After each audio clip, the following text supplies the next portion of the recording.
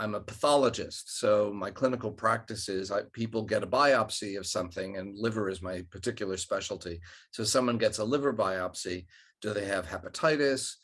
Do they have a drug toxicity? Do they have an infection? Is it early or is it late? Will they need a transplant? What kind of medicine might help? Is it too late, or will medicine not be the use? These are the sorts of things I'm assessing. I get the biopsy on my microscope, and I look at it. In liver pathology, as a subspecialty in particular, we practice not looking at the clinical history. We look at the tissue first, because the liver has so few ways of responding to injury that it's very easy, if you have a preconceived notion of what's causing the injury in the liver, that you can interpret the biopsy biased by that. So we choose not to do that. We look at the biopsy, come up with the range of possible causes, what we call the differential diagnosis.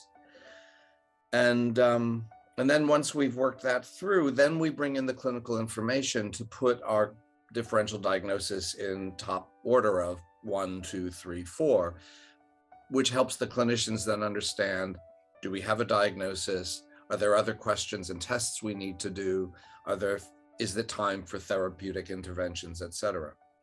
So my Zen practice and my pathology practice in this way are kind of the same thing.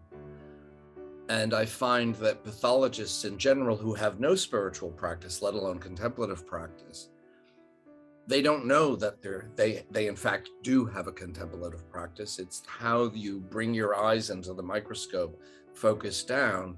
And what they all have in common, if you ask them, is they don't have an experience of looking through the microscope at the tissue. They just have an experience of the tissue, unmediated. Most of them won't speak about that because they don't pay attention to it. I'm trained to pay attention to it. But when I ask them, yeah, they no longer think about the microscope. And we're playing with the microscope, fiddling with the focus. We're moving the slide around. We're flipping lenses to go closer in or farther away. And we're doing all this. But in our minds, it's just us and the tissue. There's this intimacy.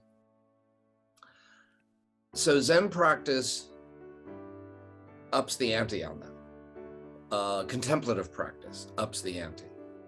And so I'm aware that I'm doing this when I'm doing it. And what it also allows me to do is see even normal tissues in a fresh way. I don't start off with the assumption that because it's normal, I already know what there is in front of me. So on occasion, rare occasion, but on occasion, I'm surprised. And those little surprises, I don't dismiss. I look at them, because that's what Zen practice has taught me to do. What's here in front of me right now? And the result is I've made discoveries. A lot of them basic anatomy that people had not noticed before. You'd think we would know what normal tissues look like now, but we don't. There's a lot we don't know. And this practice has enabled me to see this. That's why knowledge